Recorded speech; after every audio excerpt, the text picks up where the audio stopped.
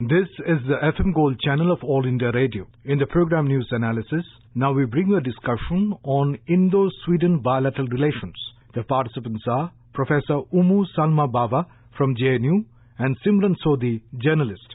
King Carl XVI Gustaf and Queen Sylvia of Sweden arrived in the capital today. They are on a 5-day visit to India. In the morning today, they also met the Prime Minister and the External Affairs Minister called on the royal couple. Professor Salma, when you see this visit of the royal couple from Sweden to India, and this is the Swedish King's third visit to India, they had first visited in 1993 and then 2005. How do you see this taking the India-Sweden relationship forward? I think it's a very important bilateral visit. Last year, the Prime Minister of India, Shri Modi ji, visited Sweden, and I see that in that connection, the next step, reciprocal visit, which is aimed at strengthening the bilateral relation. We have a very long-standing relationship with Sweden, which goes back to 1949 as far as the official part is concerned, and as far as trade goes, it goes back to even 1903. So I think in terms of the new development and changes which are happening globally as well, it's an important milestone because the Indian Prime Minister was in Sweden last year for the first Nordic Roundtable. So when we look at it, it is that component which is now being strengthened through the bilateral visit. There are three important elements. The political element is there, there's the economic element, and then there is the element of linking up where bilaterally on common global issues, Sweden and India will stand together. Professor Salma, we also see that the Prime Minister and the Swedish King today inaugurated the India-Sweden high-level dialogue on innovation policy, and the focus area is basically artificial intelligence, future mobility, digital health and circular economy. We also see that some top Swedish companies like IKEA, Tetra Pak and Ericsson are a part of the Swedish business delegation that is accompanying the royal couple on their visit to India. For our listeners, would you elaborate a little on this business aspect of the India-Sweden relationship and how this is a win-win situation for both the countries? I think the Innovation Summit which took place today, that is a focal point for both countries. Sweden is a small country, and for India, which is a large country, when we think of the dimension of the population, when we think of economic growth, the future will have to be for India and globally as well to innovate. How can we bring new products at different costs? And key areas have been identified. One is health, for example. Providing healthcare in India in a much cheaper, time-effective way requires a different kind of thinking. Maybe technology would be an answer for that. For example, Ericsson is one of the oldest providers of switches to India a long time back ago. So today, through a mobile platform, you're able to even access a doctor, even in rural India. All it requires is connectivity. And then through maybe a drone, a small medical packet can be even dispatched. That means you don't need roads, or you can overcome the challenge if roads are not there. These are the kind of things which requires a very different kind of thinking. And I'm sure the listeners will be also fascinated to know that Sweden excels in design, excels in technology. And the three companies we've spoken about are very three different kind of companies. Ericsson is into mobile and other technologies. IKEA is known for its bringing simplicity in Swedish design, and IKEA has entered the Indian market, so I'm sure there are some listeners who also have IKEA products either handed down or have bought new ones. So all of this also shows that it ties into our own Make in India, and Sweden has also contributed very effectively to the Make in India for India, because there are more than 200 Swedish companies which are also located in India, and the companies that you named, they're also part of this growth chain. Professor Salma, we also saw that today the agri-waste convert to biocoal. This pilot project was launched, and this is a project which gives India the hope that maybe we can find a solution to the air pollution which we have been experiencing in Delhi and in various parts of North India. When you look at technologies like this, and both the government of India and the Swedish firm are 50-50 partners in this, for our listeners, would you explain how this technology, which is relatively new to a country like India, can help India, one, strengthen our relationship with Sweden, of course, and two, how it benefits India in tackling what is fast becoming one of our most serious problems, the problem of air pollution? You've correctly pointed out air pollution, and more recently in Delhi we've all been subjected to that. Anything which is able to address the challenge of what urbanization produces as well and what rural India produces. One of the big challenges is how do you deal with products which are being created, and how do you convert something, say agricultural waste as well, into something which is more productive and useful. And I think in that sense, what you have indicated, this partnership also shows to the interface between the private sector and government, what we would call as the PPP model. Now, what is the benefit of that model is that there is incentive and support coming from the government, but technology very often is not available with the government. And this is where the role of the private firms becomes extremely important. And it is a very welcome development that the Swedish firm has entered in with the technology. And what this will do is have a multidimensional impact. It will also help and assist in transforming what is not usable anymore into a better alternative kind of system. Whether we are going in from, traditionally we have also looked at how we can have biofuels, looking at agricultural waste and converting it. So I think we would need a lot of steps like these, and probably Sweden can help in that direction, addressing some of these challenges in the kind of technology that they can bring to us in India.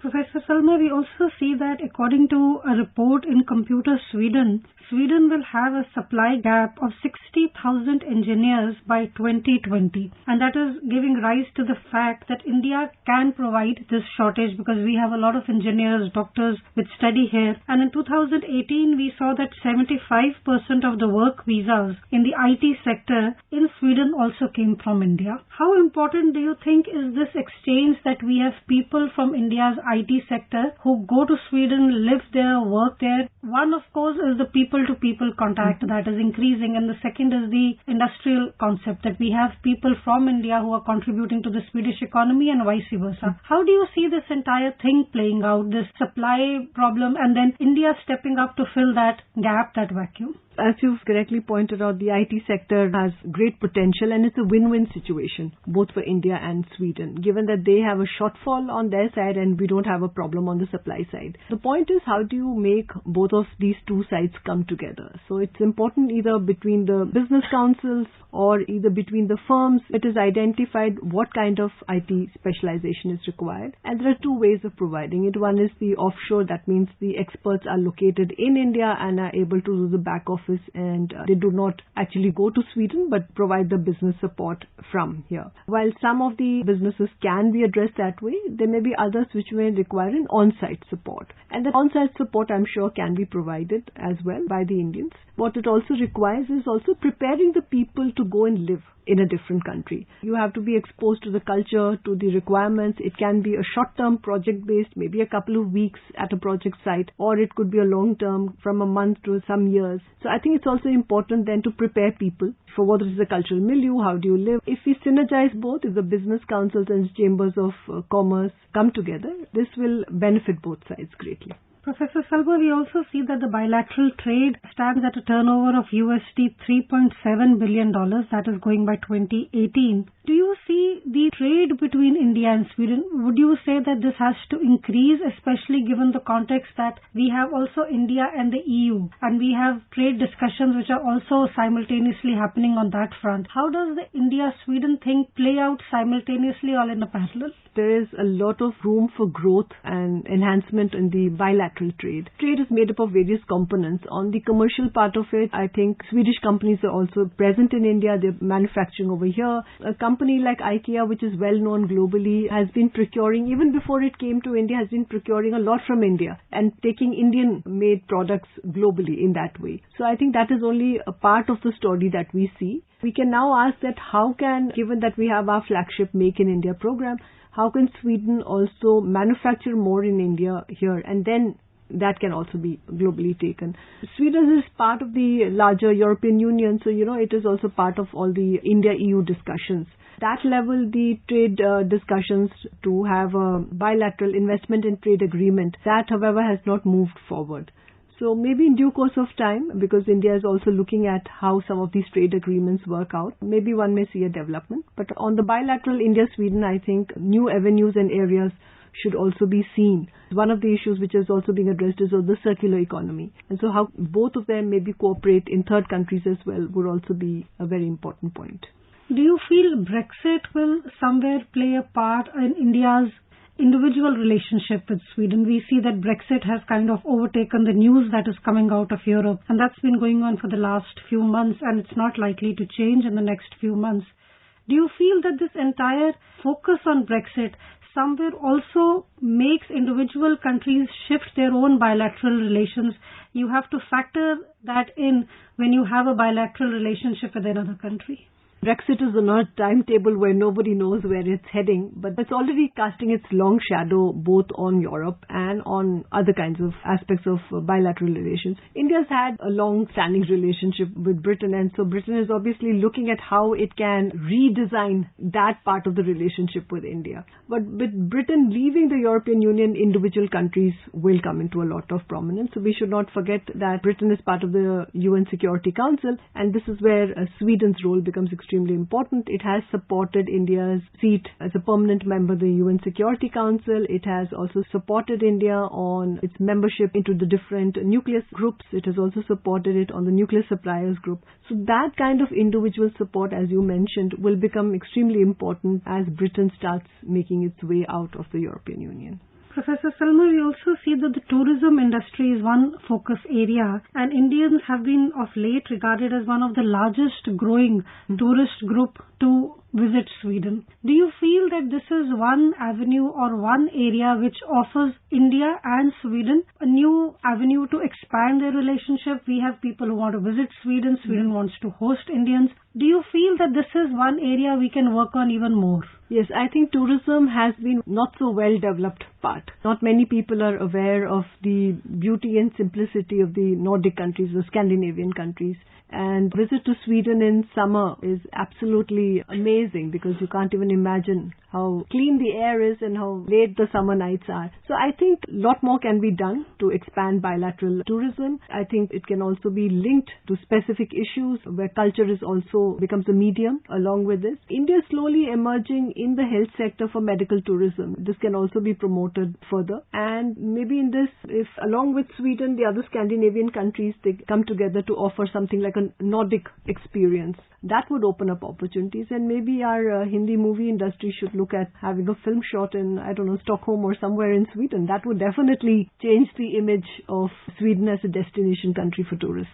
We also see that the Swedish king, during his visit here, he will be visiting the Jama Masjid, the Red Fort and the Gandhi Smriti. The royal couple will also be visiting Mumbai and Uttarakhand during their 5-day visit to India. How do you see this visit and the way it's been planned? How do you see culturally people in India getting more used to a country like Sweden, and how do you see that playing out when he visits these places which showcase India's best culture? And maybe we can have the reverse. Some tourists coming from Sweden to see India's culture. I think the places you point out showcase both the best of old, what is in India, the civilizational part, and also what is the new part. The fact from Delhi, you're looking at Mumbai, the commercial hub of India. So I think it's also an attempt to show India in its diversity when you're looking at the 3 different places when you see what is on Their Majesty's agenda. At the same time, you're right. I think the Swedish people also need to be exposed to more contemporary India. It's not just the classical part, which is what has been in. And I think there is a lot of synergy which is possible, which can create a much more modern, newer understanding between India and Sweden. Professor Salma, if you were to point out 3 focus areas that India and Sweden need to focus on, work harder, so that this relationship can actually grow in the coming 5 years, 10 years, which are the 3 focus areas you would say are like the top of the agenda, and these are the areas where we can expect a lot of growth bilaterally? 3 areas I would like to pick would be, one is on environment and clean technology. Second is issue addressing common concerns of people on both sides. So innovation as a large thing, which can then have a multifarious effect, whether it's technology or what. And a third thing would also be on education, where both sides can come together. And the youth on both sides can be part of all of these issues. Parallel side would also be issues at global governance issues, addressing climate change issues, for example, and then also on addressing political concerns. We both are looking at the age of cybersecurity. What can India and Sweden then do together? This is it for today. We bring our discussion to an end. Thank you. You were listening to a discussion on Indo Sweden Bilateral Relations. The participants were Professor Umu Salma Baba from JNU and Simran Sodhi, journalist. This program is produced and presented by the News Services Division of All India Radio. This program is also available on our website, newsonair.com. You can also follow us on the News on AIR app for updates. You may email your opinion about this program at airnsdtalks@gmail.com.